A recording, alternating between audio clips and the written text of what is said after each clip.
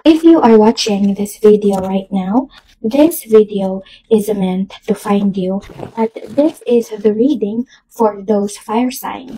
So, sino ba yung mga fire sign? Sila yung mga Aries, Sagittarius, and Leo. So, sila yung mga taong independent. Sila yung adventurous. Sila yung confident. At sila din yung mga maiinitin ang ulo. Sila yung may mataas na pride. Sila yung may mga leadership energy, no?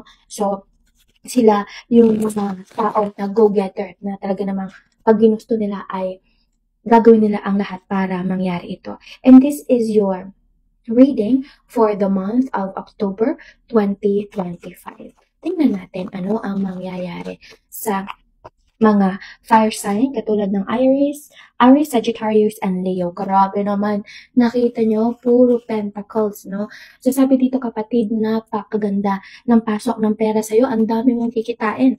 So normal naman yun na kumita ng malaki yung mga fire signs kasi sila nga po yung mga tipo ng taong lahat ay kaya nilang gawin. Walang imposible sa mga tao na ito. May mga leadership energy sila, no? So napakaganda, tingnan nyo. King and Queen of Pentacles. Napakadami nyo kapatid na magiging pera ngayong buwan ng Oktubre at napaka-successful ng kanilang buhay ngayong Oktubre. Lalo na pagdating sa kaperahan. Nakita niyo yan, no? Ganyan kadami yung kikitain nilang pera. Those stars, those pentacles represents pera, mga kapatid. So, overall, be ready for the opportunity you work for. So, kasabay ng maraming perang bubuhos sa'yo, kapatid. Nakita mo itong 10 of Swords na to, no? So, this is also the sign na yung matagal nang bumabagabag sa'yo, yung matagal mo nang pinoproblema ay matatapos na ngayong Oktubre. At napakaganda ng overall sa iyong health, finances, no? May nakikita ko dito ng mga hassle, problem. So, ito namang problem na to, or hindi naman siya malaking problema. Ito ay dala ng iyong kabuhayan. Kumbaga, syempre, wala namang easy money. So, sinasabi dito na marami kang kakaharapin na challenges, hassle, connected doon sa iyong kaperahan. So, example, marami kang matatanggap na bookings, projects, ganyan kung ikaw ay negosyante, magiging busy ka pagdating sa iyong negosyo, magiging busy ka pagdating sa iyong trabaho, no? So, but in return, no, kaakibat ng kabisihan na yon ay marami ka namang kikitain ng pera. So, masasabi natin na this is a good problem. Talagang, ang Oktubre ay masasabi ko na para sa mga fire sign. At grabe, nakita nyo naman ang kanilang mga baraha. Overflowing ang kaperahan, success. So, this is the perfect time. Kung meron kang gustong gawing negosyo, ito na yung time para i-open mo siya. Kung meron kang gustong asikasuhin na bagay or meron kang dapat mo na attendan na seminar, mga tutorial. So, this is the perfect time na gawin mo na yon ngayong Oktubre. At ang iyong lucky number, kapatid, ay number 10, number 9. Yan ang iyong mga lucky numbers. Okay? Number 10, number 9, and number 4. Yan ang nakikita ko dito.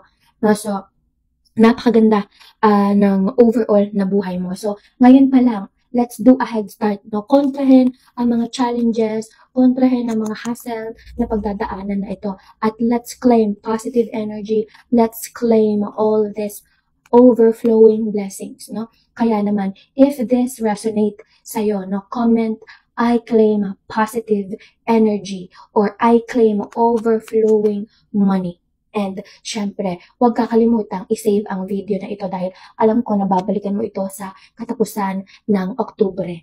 At make sure to follow and share this video sa iyong mga mahal sa buhay. And at the same time, huwag kakalimutang i-click ang star button or subscribe button. So, kapag i-click mo ang subscribe button, you will become an enchanter. So, every day po tayo dyan or pagitan isang araw nag-upload po tayo ng video tutorial para sa aking mga enchanters. Tinuturuan ko po kayo ng mga pampaswerte, ritual at orasyon. At everyday po tayo nagla-live 8 p.m.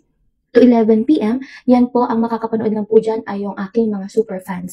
Kaya naman make sure to click the star button for you to become a super fan. At 11 p.m. to 3 a.m. naman po ang mga followers and subscriber ko po ang makakapanood dyan. So, everyday po yan, 8 p.m. to 3 a.m. Tandaan, all guidance and readings are free. Hindi po nagpapabayad si Queen Empress.